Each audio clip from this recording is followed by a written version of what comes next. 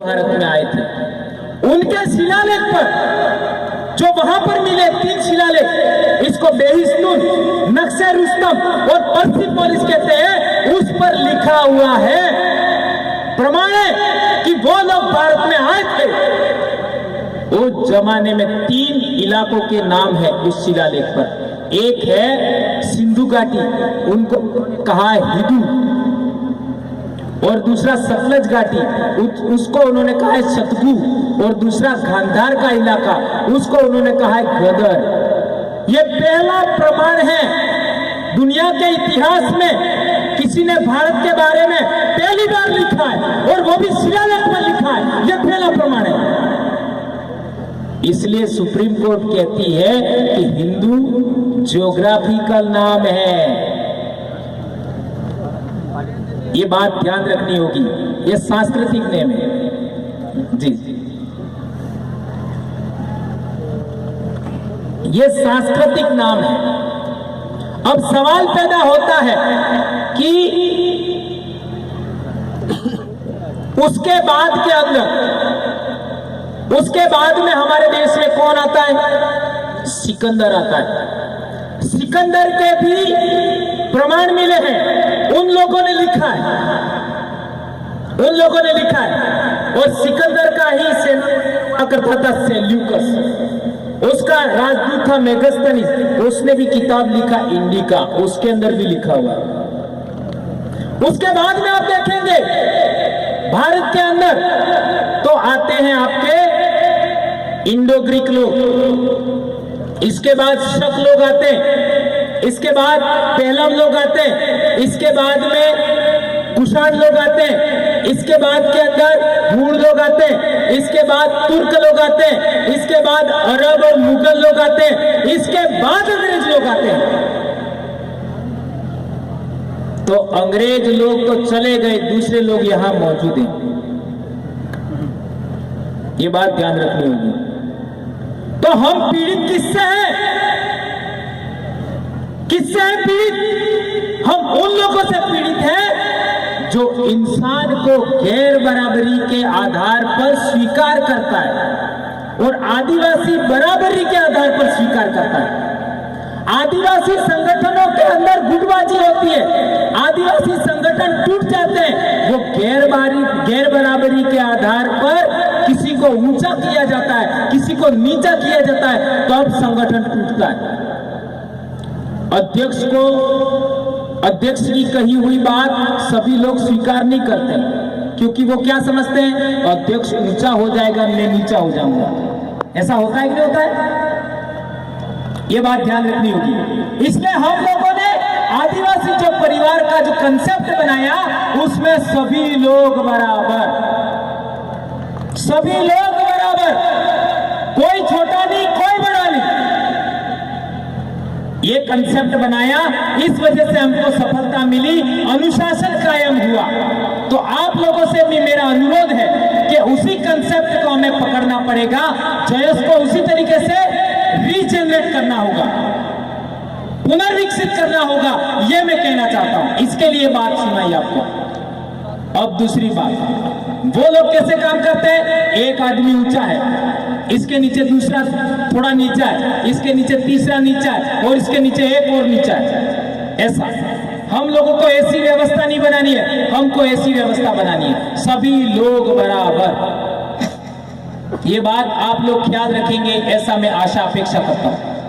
तो जब भारत के अंदर खेती-बाड़ी का विकास हुआ, पशुपालन का विकास हुआ, उस जमाने में क्या हुआ? बहुत बड़ी बीमारी में बता रहा हूं आपको, अच्छे तरीके समझिएगा। जब भारत के अंदर खेती-बाड़ी विकसित हुई, पशुपालन विकसित हुआ, उस जमाने के अंदर एक बहुत बड़ा बदलाव हुआ। क्या बदलाव हुआ? खेती बाड़ी करते हो, पशुपालन करते हो, तो थकान लगती कि नहीं लगती है? लगती है नहीं लगती? लगती है ना? अच्छा, तो उस जमाने में कुछ इंसानों ने ऐसा सोचा होगा कि ये थकान लगने वाला काम हमको नहीं करना है। मैं बहुत टेक्निकल बात बता रहा हूं, ये समझ गए तो बहुत सारी बीमारी आदिवासियों की खत्म हो जाएगी। कुछ लोगों ने सोचा कि हमको श्रम वाला काम नहीं करना है उस जमाने में, तो वो लोग आज भी श्रम वाला काम नहीं करते हैं, मजदूरी वाला काम नहीं करते हैं। वो कौन लोग हैं आप पहचान सकते हैं? धर्म ऐसे आया है, श्रम नहीं करना है हमको, कभी नहीं करना है। तो खाएगा क्या? जब श्रम नहीं करेगा, खेती बाड़ी नहीं करेगा, पशुपालन नहीं करेगा, मजदूरी नहीं करेगा, तो खाएगा क्या?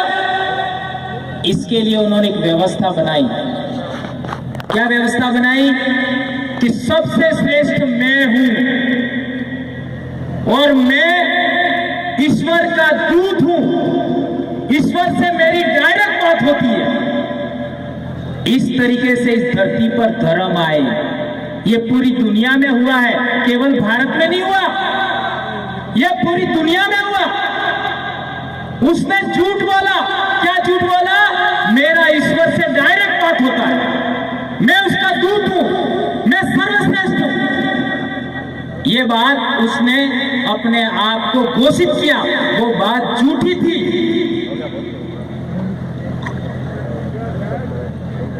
इससे क्या हुआ? जो सच बोलने वाले लोग थे उनमें विभाजन हो गया। ध्यान रखो, आदिवासी आज भी सच बोलता है। और आदिवासी हारता क्यों है? सच बोलने की वजह से हारता है। तो इसका मतलब क्या है? कि हमको सच नहीं बोलना है, बोलना है। लेकिन झूठ बोलने वाले लोग कौन कौन हैं, उनको निष्प्रभावी करना है, तभी आप सफल होंगे।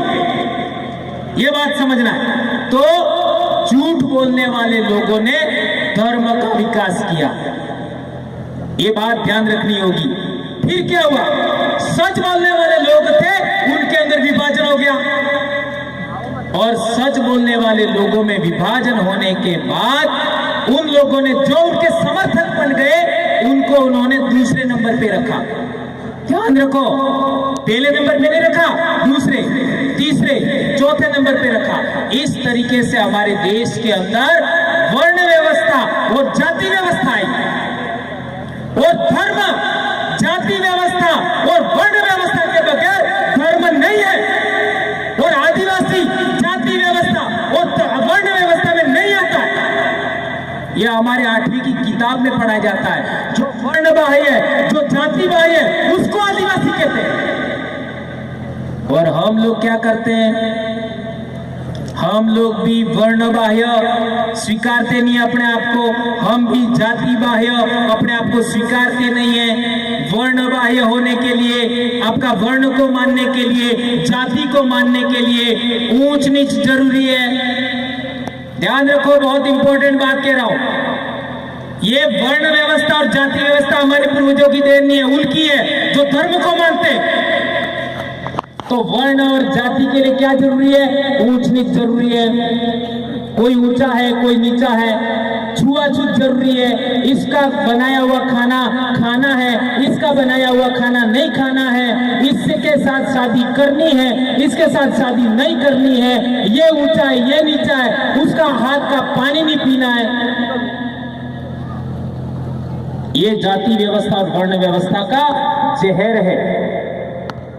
ये बात हमको समझना पड़ेगा। यदि आदिवासी को बचाना चाहते हो तो इससे निकलना पड़ेगा। इसके लिए 2011 में रायपुर के अंदर कार्यक्रम था आदिवासी एकता परिषद का। उसके अंदर एक आदमी ने कहा था, बड़े बड़े बहुत बड़े अधिकारी हैं, बीएस रावटे करके, उन्होंने एक बात बताई थी कि हम लोगों को इधर से राजस्थान से इधर तक शादियां करनी होगी, इधर से उधर शादियां करनी होगी। हमारी बेटियां उधर दे, उधर की बेटियां इधर आवे, ऐसा होना चाहिए। तो क्या हम लोग अपने जिले में ऐसा करने में कामयाब हो रहे? अब समझ गए होंगे मैं क्या कहना चाहता हूं। हम लोग भी छुआछूत से उभरे नहीं है, हम लोग भी ऊंच नीच से उभरे नहीं है। मेरे अपने जिले में, मेरे गांव के बॉर्डर पर रोड है, रोड के उधर वाले लोग हैं, वो भक्ति के आधार पर हमारे से छुआछूत करते हैं। हमारे से, हमारा बनाया वो खाना नहीं खाते। क्या अलीराजपुर जिले में ऐसा है कि नहीं है? ये बात पॉइंट करिए, ध्यान रखिए। यदि आदिवासियों को बचाना चाहते हैं तो हमें भील भिलाला से उबरना होगा। कौन कौन सहमत है? ये बात ध्यान रखो, इससे उबरना होगा। और उससे उबरने के लिए पहला काम, मैं शादी की बात नहीं करूंगा, खान पान बराबर होना चाहिए। किसी को ऊंचा और किसी को नीचा मानने से बचना होगा, ये मैं कहना चाहता हूं। ये बात आप लोग इंपॉर्टेंट साथी हैं जो मिशनरी का मतलब जो सामाजिक विचार को आगे बढ़ाने वाले लोग हैं, वो ईसाई वाले मिशनरी नहीं। ये बात ध्यान रखना होगा। ईसाई धर्म भी हमारा भीलों का, आदिवासियों का, भिलाला का, पटलिया बारले का नहीं है, वो हमारा पूर्वज नहीं है। यही बात इस्लाम पर लागू होती है, यही बात वर्ण धर्म पर लागू होती है। यह हमारे पूर्वजों की देन नहीं है। ये बात हम बार बार समझाते हैं।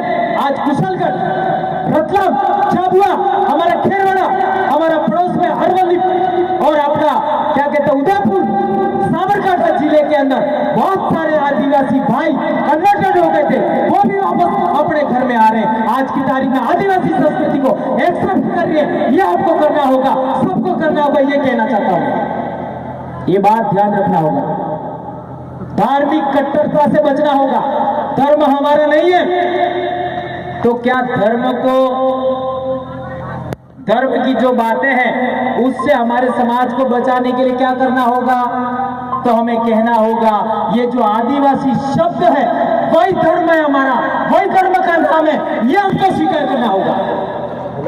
तब जाकर के हम लोग अपने समाज को जोड़ पाएंगे।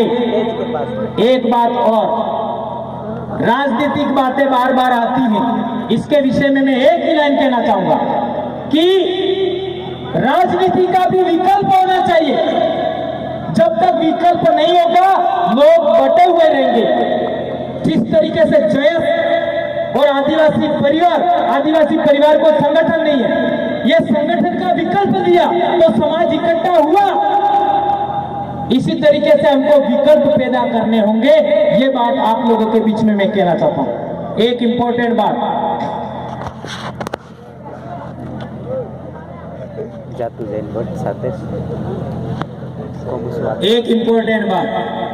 सबसे पहले हमारे एक साथी ने बोला था जल जंगल जमीन, ठीक है?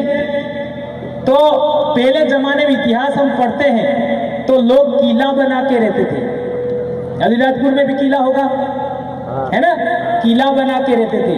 तो हमारे पूर्वज किला बना के रहते थे क्या? ये बात बहुत टेक्निकल है, समझना। हमारे लोग वो किला बना करके अपने आप की सुरक्षा करते थे, सुरक्षित होते थे। तो हमारे लोग कैसे सुरक्षित होते थे? कैसे सुरक्षित होते थे? जंगल के सहारे, पहाड़ के सहारे, बराबर है? वो लोग किले के माध्यम से या प्रिविलेज प्राप्त, विशेषाधिकार प्राप्त, ये बात आपको समझ में आएगी कि नहीं मुझे नहीं पता, लेकिन मैं जो कहना चाहता हूं समझिएगा। वर्ण व्यवस्था और जाति व्यवस्था को मानने वाले उनके द्वारा संरक्षित लोग थे, वो अलग थे, और जंगल के सहारे संरक्षित लोग थे, वो अलग थे। इसलिए हमारे पूर्वजों ने लड़ाई लड़ा, वो जल जंगल जमीन के सहारे लड़ाई लड़ा। तो हमारा भगवान कौन? इसको भी मैं कई बार बोलता रहा हूं। हमारा भगवान किसको कहेंगे? जो जल जंगल जमीन के लिए लड़ा, वो हमारा भगवान, ये कहना होगा। तो हमारा भगवान कौन हुआ? बिरसा मुंडा, जल जंगल जमीन के लिए लड़ा। टंटिया भील किसके लिए लड़ा? जल जंगल जमीन के लिए। वो हमारा पूर्वज, हमारा भगवान हुआ। इस तरीके से हमें बातों को समाज के अंदर बोलना चाहिए, प्रचार करना चाहिए, ये बात मैं कहना चाहता हूं। दोस्तों, बातें बहुत सारी हैं, लेकिन हमारे एक दो साथी और बोलने वाले हैं। मैंने एक इंपॉर्टेंट बात बताई, उस पर मंथन करिए। जो विचारशील लोग हैं, ये पचना इतना आसान नहीं है, समझना इतना आसान नहीं है। श्रम करने वाले लोग और श्रम नहीं करने वाले लोग, ये दोनों कभी एक नहीं हो सकते। कैसे? मांस खाने वाले लोग और अरे मांस खाने वाले जानवर और घास खाने वाले जानवर दोनों का हित एक नहीं हो सकता। ध्यान रखो, घास खाने वाले जानवर मांस खाने वाले जानवरों के बगैर जिंदा रह सकते हैं। घास खाने वाले जानवरों के बगैर मांस खाने वाले जानवर जिंदा नहीं रह सकते। इसी तरीके से श्रम करने वाले लोग, मजदूरी करने वाले लोगों के बगैर मजदूरी नहीं करने वाले लोग जिंदा नहीं रह सकते। लेकिन मजदूरी करने वाले लोग नहीं मजदूरी करने वाले लोगों के बगैर जिंदा रह सकते हैं। इसलिए आप लोगों को, जो लोग नहीं मजदूरी करते हैं, उनके संगठन से बाहर निकलना होगा। जो लोग मजदूरी नहीं करते, उनके धर्म से बाहर निकलना होगा। जो लोग मजदूरी नहीं करते, उनके राजनीतिक दलों से बाहर निकलना होगा। और जो कमेर जातियां हैं, श्रम करने वाली जातियां हैं, उनको अपना संगठन बनाना चाहिए, उनको अपना आदिवासी धर्म बनाना चाहिए, उनको अपना बलबूते पार्टी बनाना चाहिए। ऐसा मैं कहना चाहता हूं। ये बात आप लोगों को कितनी पची है, मुझे कोई फर्क नहीं पड़ता। मैं डॉक्टर हूं, मैं समाज का डॉक्टर हूं, तो मैं डॉक्टर हूं इसलिए मैं दवाई ही देता हूं। ठीक है, आप लोग इस दवाई को पचाए होंगे ऐसी मैं आशा करता हूं, अपेक्षा करता हूं। और आप लोगों ने हमको यहाँ बुलाया, ये बातें हमने बताई, उस पर आप बार बार गौर फरमाइएगा कि क्या ये बातें मैंने सही बोली थी। यदि सही लगे तो समाज में प्रचार करिएगा, आगे बढ़ाइएगा। धन्यवाद। कुछ बात मेरे द्वारा गलत हो गई होगी, माना कि मैं बोलता नहीं हूं, लेकिन माना कि गलत हो गई हो तो मैं आपका ही भाई हूं। हमारे पूर्वज भी धार जिले से गए राजस्थान, और उधर वाले लोग भी इधर आए हैं, है ना। तो हम लोग भाई हैं, हम लोग बहनें हैं, तो आप लोग माफ करिएगा। धन्यवाद। जय जोहार, जय आदिवासी, जय भील प्रदेश, जय भारत।